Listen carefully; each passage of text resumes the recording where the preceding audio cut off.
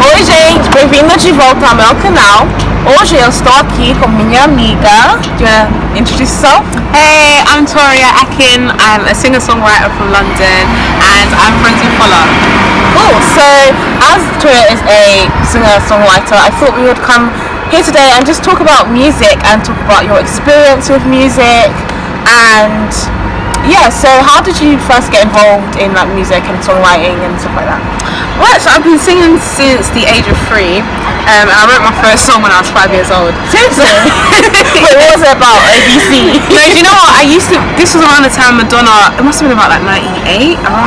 Madonna dropped her album. It was the one where she's like in a sea and she's walking around, and I thought it was so deep. So I wrote a song and it didn't make any sense, but I thought it was so deep. And I remember the hook went, "Think back, I don't know where you are." Sing it. Can you sing a bit of it?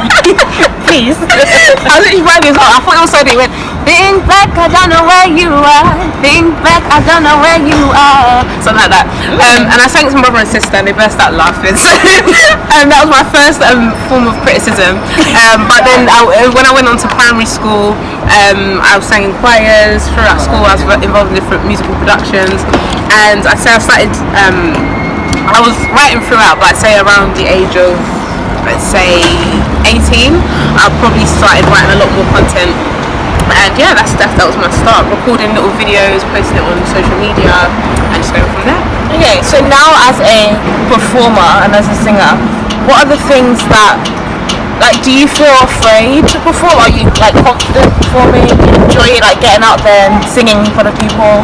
Yeah, I mean, I love performing. I think it's natural for anyone to get nervous, and you know, I still sometimes get nervous, but I try and channel that nerves into excitement and just remember why I'm doing it, and remember that, you know, as much as there's many great singers out there, you can never replicate yourself. So there's only one you, and I feel for any performer it's really important just to remember that even though you may feel like, oh, you know, I'm a rock singer, there's thousands of rock singers, but you know, there's no other rock singer like me, or I'm a soul singer, R&B singer. But yeah, I think the main thing I try and do now is just channel those nerves into excitement. Okay, cool. So who are your like musical inspirations? Madonna is one of them when you were 5. But who else do you kind of get inspired from? Yeah, I think my biggest influence would probably be Michael Jackson. I grew up on him, literally from watching the Moonwalker DVD, from childhood all the way up until like even now. We'll just stick it on randomly. Michael Jackson, great vocalist, dancer, all-time performer. Stevie Wonder, Lauryn Hill, Old school, you like yeah, old school, Jill Scott. Yeah, I love my old school. So I'm heavily influenced by like jazz, soul, R&B, and also like, you know, classic pop, like, you know, your MJs and your Madonnas. Okay, cool. So do you listen to music in other languages, with music from other cultures, and if so, what music? Yeah, so I listen to a lot of growing up, a lot of Nigerian and African inspired music that was sung in Yoruba, Igbo, so those are traditional Nigerian languages, as well as like, you know, some Spanish stuff. Now I listen to a lot of jazz. I'm listening to a lot of jazz, and a lot of jazz is sung in like, you know, French, Italian, but also English. Yes, the jazz, shout out to Jazz FM, like it's a plug. Portuguese. Any Brazilian music? Do you know what? I like. I don't want to embarrass myself in case it's not Portuguese, but there's a particular genre of music that I'm sure it's a mixture of Spanish and Portuguese. What is it? I don't want to. Let's say it. Because you know that song is a classic. La la la la Maria. Yeah, it's Brazilian. Okay. Right. Yes, that is one of literally my favourite songs. Mashkina. Mashkina. Yeah.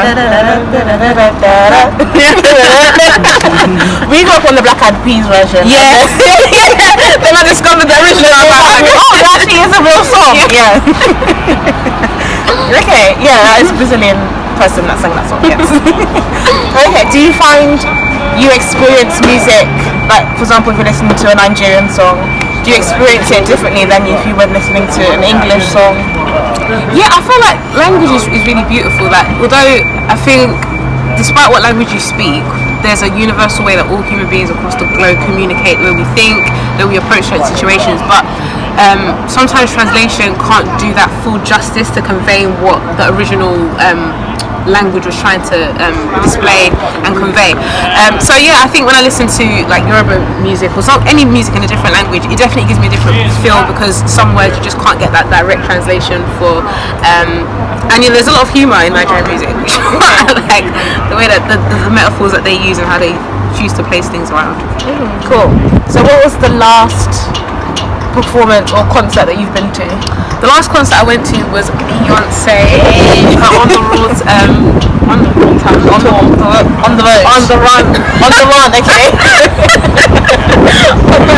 on the run. Yeah. So it was featuring Jay-Z. Phenomenal. Like Beyonce's just an all-round performer. What's your favourite Beyonce song? She's got one on her first album. Yes, that forever be my tune. Okay, I'm not. I feel like her first album. She was like back. The first solo album, first like debut. So Okay. back in 2001, okay. I think. Or 2002. Yes, he's not the Beyonce fan here. Okay. So, was it good with the performance? Yeah, like Beyonce, she brings that energy, she has the choreography, she has that swag to what she does, and the vocals, like, I don't get how someone can do all that choreography and still project such strong, powerful vocals. It's a huge talent. Cool. So, you're also very talented, Toria. And so, what is like the next steps? What are your kind of plans for the future, for your music, for your career? What do you want to do? Right, so my next steps is really just to get my projects out there. I've been writing for so long, and I've got like a whole catalogue. Since 5. Okay. Yeah, since 5. Right, so most recently, over the past 5 years, I've just got a lot of material that's just sitting there. I write most of my things acoustically on my ukulele, so it's just kind of working with different producers, which I'm starting to do, and just getting that content out there. And I just want my music to just represent a lot of people that are often underrepresented. I feel like when I was growing up, I always wanted someone that was like me that I just didn't see out there. So I'd love to be, that voice for those people who might, kind of feel underrepresented.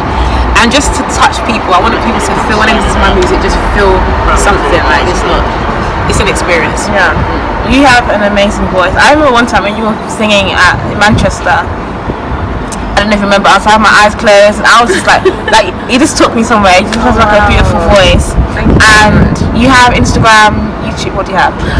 Thank you very much. Yeah, I have Instagram, SoundCloud, YouTube, pretty much every social media, Facebook, Twitter. Okay, and I'll add all of those details so you guys can also experience the beauty that is Victoria's voice. But yeah, thanks Victoria. Thank you so much, Paula. Thank you for inviting me. The sun is burning me, so let's just call it a day here. Muito obrigada por assistindo o meu vídeo e até o próximo. Tchau. Tchau. Oi gente, bem-vindo de volta ao meu canal. E sorry. English. Okay, see you later. Toria. Yeah, it's international song anyway. Okay. Am I speaking English? Yeah. Okay, what about Distracted, you girls looking so loud. Thank you. I feel like for me. Yeah. Oh, okay. Oh, okay.